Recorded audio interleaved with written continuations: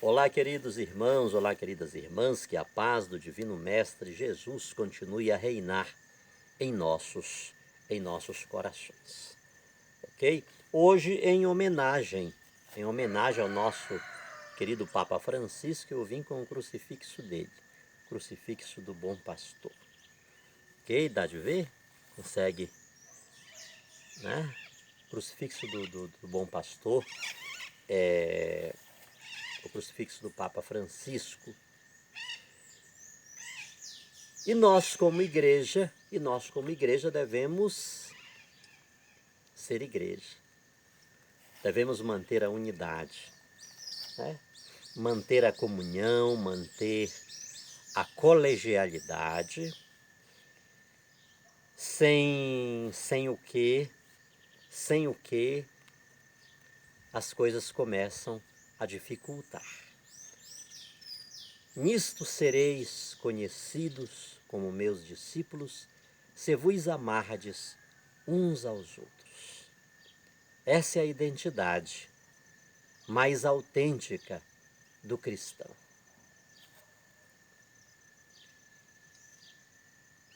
O amor, ele não é inconveniente, não é mesmo? O amor, ele tudo crê, tudo espera, tudo suporta. Pensemos nisso, queridos, pensemos nisso. Quem tem guiado a nossa vida? Quem tem guiado a nossa vida? Sobretudo,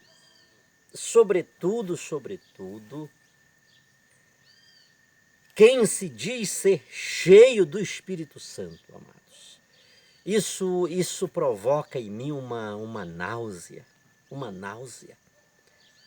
O Espírito Santo é o amor que procede do Pai e do Filho, com o Pai e o Filho adorado e glorificado. Pense. A quem muito é dado, muito é cobrado, não é mesmo? Então veja a responsabilidade que recai sobre cada um de nós. Sobretudo aqueles que colocam-se num patamar bem mais acima, bem mais elevado. Os frutos desses devem ser os melhores. O fruto do respeito, o fruto da comunhão, o fruto da solidariedade, o fruto da submissão, o fruto da unidade, o fruto do respeito à hierarquia.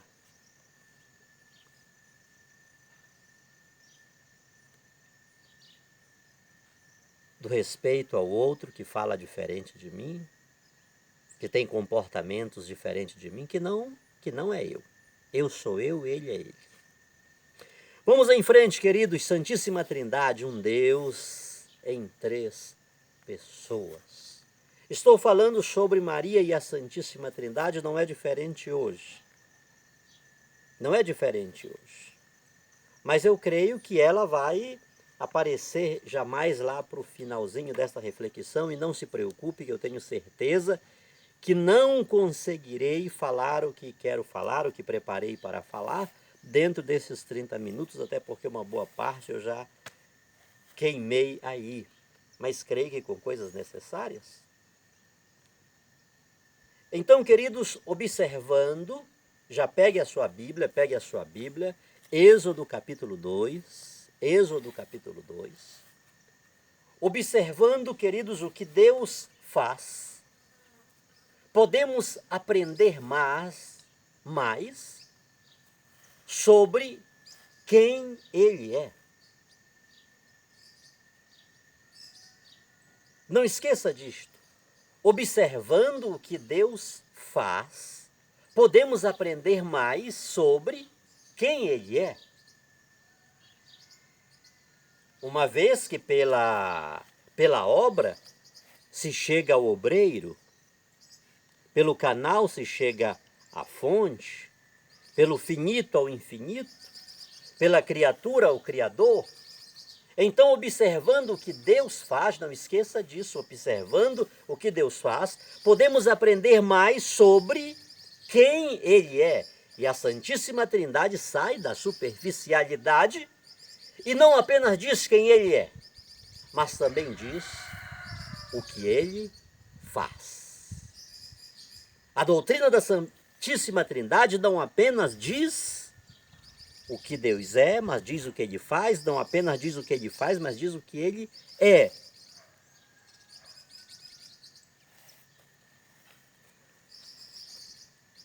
Embora o Novo Testamento seja o ambiente da Santíssima Trindade. Embora o Novo Testamento seja o ambiente da Santíssima Trindade, o Antigo Testamento é o berço. E muito nos diz sobre o que Ele faz e quem Deus é. É no Novo Testamento que vamos encontrar a clareza da doutrina trinitária, a doutrina da Santíssima Trindade. Mas o Novo Testamento ele não surge aí no espaço. Ele tem uma base. E o Antigo Testamento é o berço dessa base. O Antigo Testamento ele fala muito sobre o que Deus faz, sobre o que Deus é. Então eu peço perdão a vocês, perdão, por favor, porque tenho parado muito em um mesmo livro, em um mesmo capítulo, é que toda a Bíblia, queridos, ela é muito rica.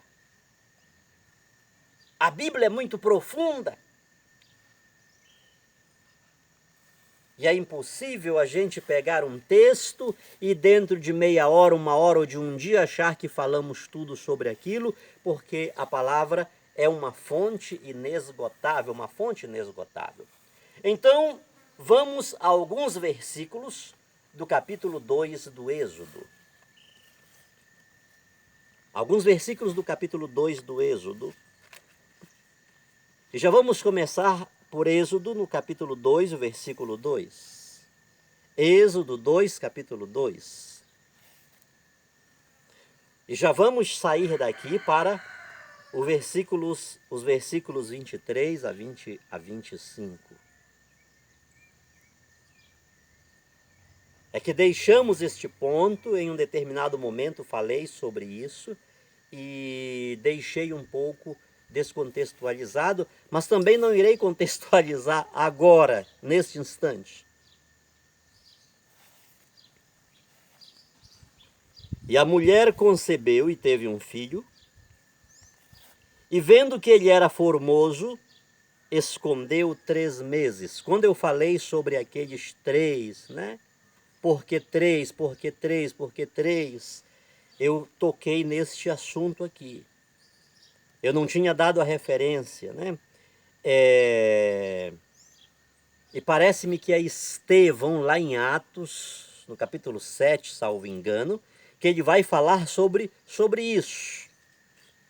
Tá bom? Êxodo 2, 2. E a mulher concebeu e teve um filho, e vendo que ele era formoso, escondeu 3 meses. Versículo 3. Não podendo, porém, mais escondê-lo, tomou uma arca de junco e a calafetou com betume e, pondo nela o menino, a pôs nos juncos à borda do rio.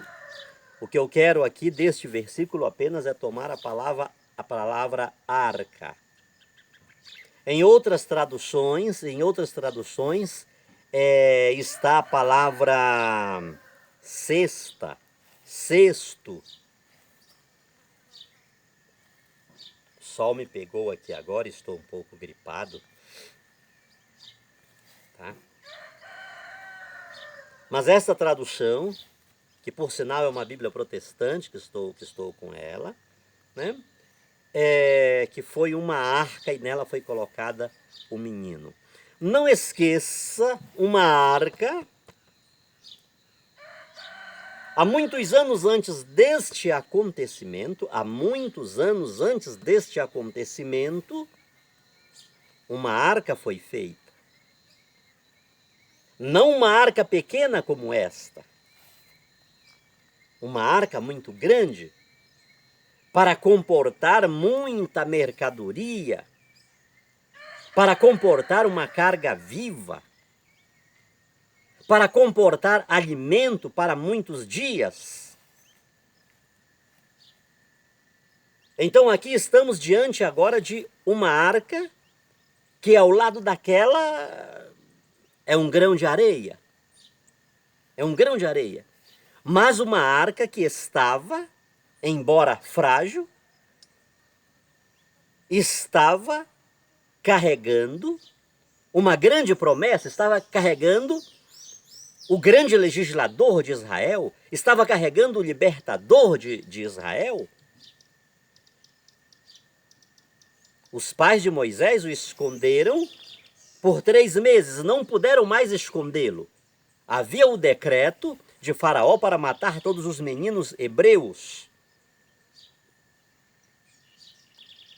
Mas os pais de Moisés conseguiram poupá-lo, escondê-lo por 3 meses, e depois foi feita uma arca. Então guarde isto, quero que você guarde apenas isto, uma arca.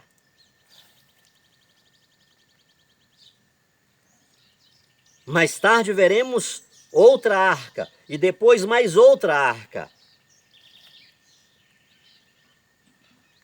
Mas agora eu quero que você leia comigo os versículos 23 ao 25 do Êxodo. 23 ao 25 do Êxodo, que é o que mais e no que nos iremos deter. E aconteceu depois de muitos desses dias, morrendo o rei do Egito, que os filhos de Israel suspiraram por causa da servidão e clamaram. E o seu clamor subiu a Deus por causa de sua servidão. E ouviu Deus o seu gemido, e lembrou-se Deus do seu concerto com Abraão, com Isaque e com Jacó. E atentou Deus para os filhos de Israel e conheceu-os Deus. Olha esse último verbo aqui. E conheceu-os, o verbo conhecer, voltou para nós agora. E conheceu-os Deus. E teve Deus com eles uma relação íntima, uma relação pessoal, uma relação familiar, uma relação amigável, amistosa, uma relação de profunda intimidade. Queridos, a relação com Deus não pode ser uma relação que não seja íntima. Íntima. Uma relação profunda. A relação com Deus que é superficial, ela cai no ridículo.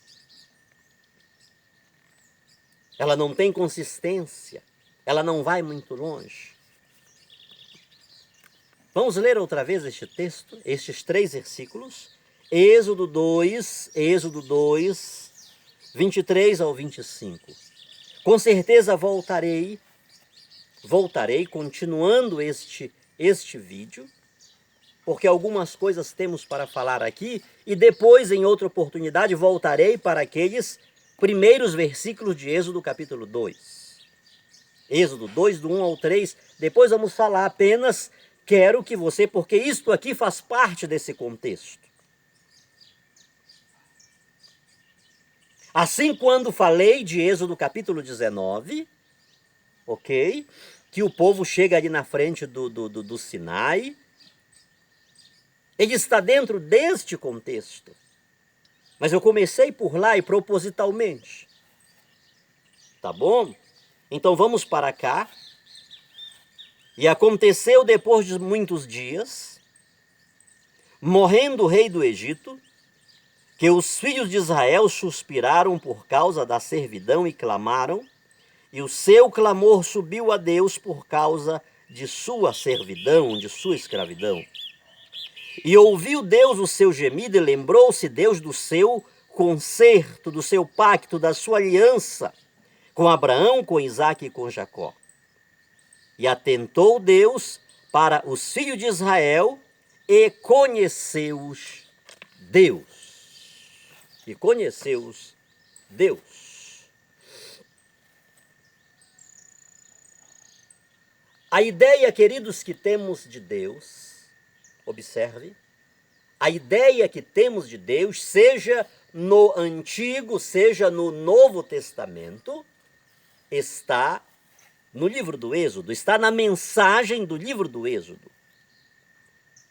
Desconhecer a mensagem do livro do Êxodo é desconhecer toda a Bíblia.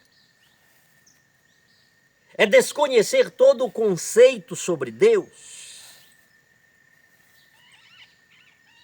Esse livro ele conta como os hebreus saíram do Egito, onde eram escravos. Preste muita atenção nisso. Esse livro conta como os hebreus saíram do Egito, onde eram escravos. E por favor, preste muita atenção. Sair do Egito era impossível. A saída não podia dar-se senão por mão poderosa que provocasse um milagre, que provocasse um prodígio, que provocasse algo que estivesse na esfera do onipotente, do transcendente, do metafísico, porque humanamente falando era impossível. A multidão de hebreus que estava sair do Egito. Aqui, queridos, há uma mensagem importante para todos nós. Egito, Faraó, com seus cavalos e cavaleiros, tem um alto grau de personificação com Satanás e seu reino, do qual ninguém se livra a não ser por mão poderosa de Deus. Não esqueça disso. Egito, Faraó, com seus cavalos e seus cavaleiros, tem um elevado grau de personificação com Satanás e o seu reino.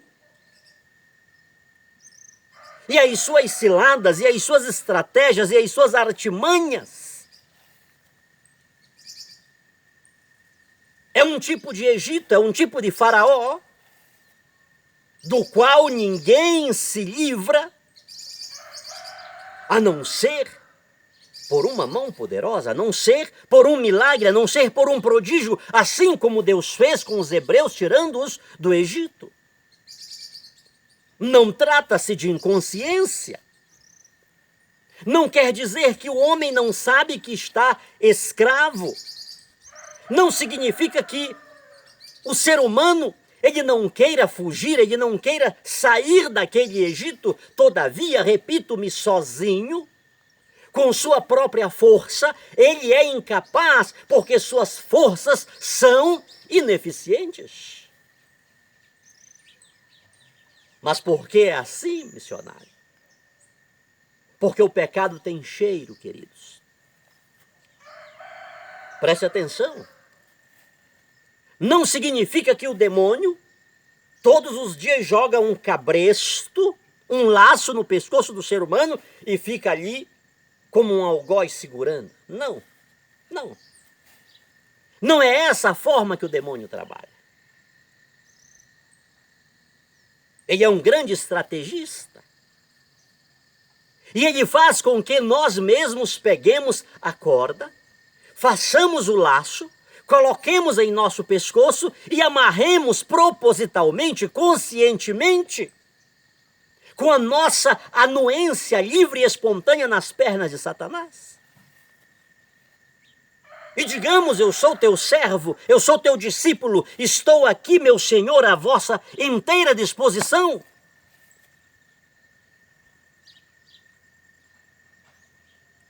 O demônio, ele não vem com as piores brutalidades para cima de nós. Não! Ele tem uma estratégia enorme, tamanha, que chama-se pecado, que gera concupiscência, que gera gosto, que gera vontade de praticar uma outra vez, e mais uma outra vez, e mais uma outra vez, e cada vez que ele é praticado, acontece um mergulho no que há de pior, no que há de opressivo. E aquele pecado, ele não fica só nele, porque ele começa a abrir um leque de possibilidades para outros e outros e mais outros pecados.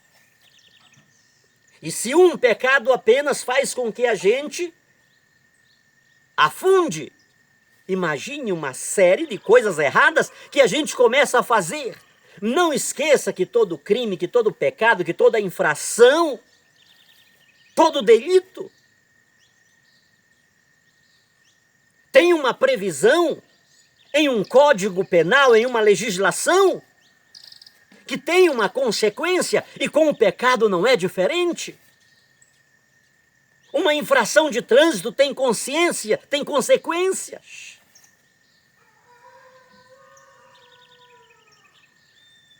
Não há nada que se faça em termo de delito, de infração, que não tenha consequências.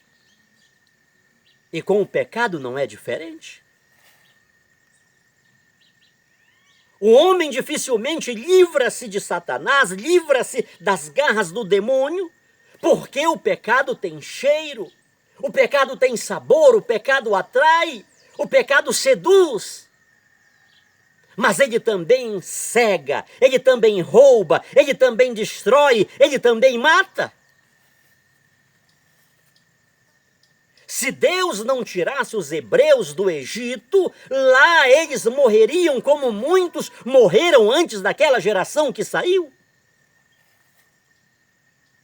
Porque a escravidão de Satanás é terrível, 1000 vezes pior que a do faraó, que a do Egito, tal como os hebreus, não esqueça disto, tal como os hebreus que clamaram ao Senhor do fundo da sua escravidão, nós também precisamos rezar, precisamos clamar, precisamos gritar por socorro.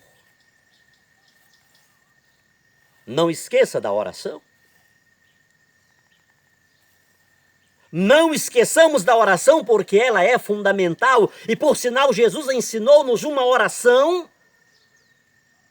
que muitas pessoas que se dizem cristãs não rezam-na, não oram-na, deixam-na de lado. A oração, a única oração que Jesus ensinou, eu mesmo durante muitos anos de minha vida nunca orei, nunca rezei aquela oração, e está na palavra. Jesus ensinou essa oração.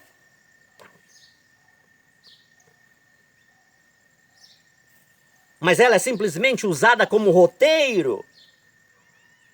Pega-se no formato de alegoria. Ela é deixada de lado, não esqueça. Não esqueça, meu querido irmão, minha querida irmã. A Igreja Católica é a única igreja que todos os dias reza a oração que Jesus nos ensinou. Presta atenção qual é a tua igreja, quais as atitudes da tua igreja. Se é necessário sabermos quem Deus é e o que Deus faz, é necessário sabermos quem é a nossa igreja e o que ela faz. Precisamos conhecer a sua liturgia e ver se está ou não está de acordo, em conformidade com as Sagradas Escrituras. Isso por muitos anos me tem pesado e me tem feito uma interrogação, como alguém que fala e que prega e que propaga aos 4 ventos uma sola escritura, só temos que viver e obedecer aquilo que está na Bíblia, porque ela é a regra fundamental da vida cristã. E por que que esta oração, que é bíblica, não é colocada em prática, não é rezada, não é orada? Observe. Por isso estou dizendo, queridos, o demônio ele não chega todos os dias com um garfo espetudo para espetar a nossa cabeça, o nosso pescoço e dizer tu és obrigado a fazer isso. Não, ele vem com sutileza. O demônio é sutil, o demônio é astuto, ele vem de forma... Por isso disse, o pecado tem cheiro, o pecado tem gosto, o pecado seduz, o pecado atrai, o pecado te dá status, o pecado faz você se sentir que você é o cara, você está por cima, você está mandando, você dá as cartas. Mas não esqueça que o pecado ele cega, que ele rouba, que ele destrói, que ele mata. Foi para isso que o demônio veio, para roubar, matar e destruir. E é por isso que precisamos estar ao lado de Jesus, que veio para dar vida e vida em abundância. Observe a sutileza de Satanás. Ele faz com que muitos cristãos que usam a Bíblia e que falam de uma sola escritura, mas que não querem saber dessa oração, que não rezam essa oração.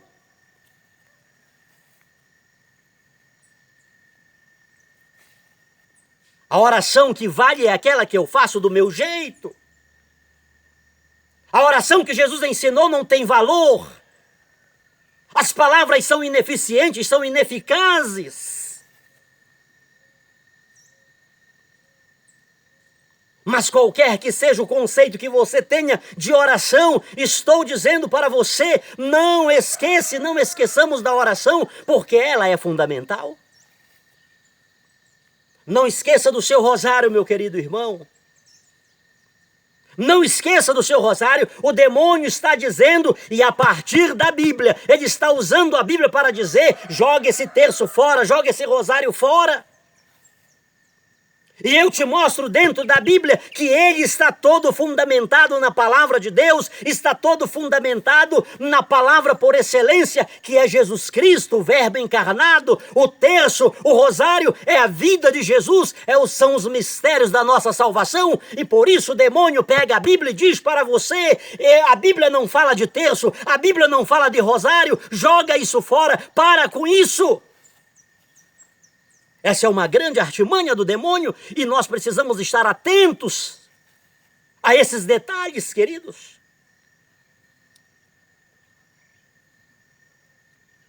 Ele vem com as suas sutilezas e nós aceitamos o pecado. O pecado é a revolta contra Deus. O pecado é nos colocarmos contra Deus. O pecado é nos colocarmos contra a revelação de Deus, o patrimônio fidei, é nos colocarmos contra aquilo que Deus estabeleceu e aquilo que Deus quer que seja assim. Mas o homem vai lá e diz, não, tem que ser deste jeito. E o homem pensa que ele está dizendo aquilo porque é iniciativa sua. Ele não se dá conta que tem uma força, tem um valente por trás dele dizendo, faz assim, faz desse jeito, é por aqui. E ele consegue isso de forma sutil, de forma amorosa, de modo a te dar status. Não esqueça do seu rosário, porque não podemos sair das garras de Satanás. Como os hebreus não conseguiam sair do Egito a não ser por mão poderosa, devemos fazer como os hebreus fizeram, do fundo da sua humilhação, do fundo da sua escravidão, eles clamaram ao Senhor. Nada façamos sem oração, queridos, e creiamos na oração. Você não imagina a força da oração? Sobretudo a oração de uma mãe, a oração de um pai, a oração de um filho, a oração de um amigo verdadeiro. Simão, Simão, o demônio pediu para peneirar-vos.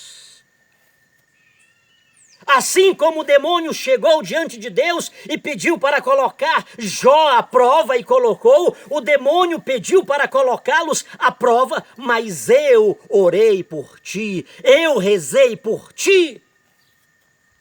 E uma vez convertido, confirma teus irmãos na fé. Acreditemos, queridos, na oração de Jesus, que ele já orou por nós.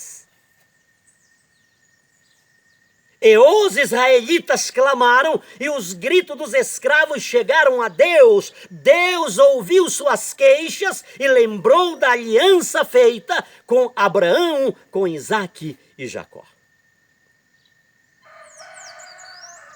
Não perca este raciocínio, porque voltaremos com este tema.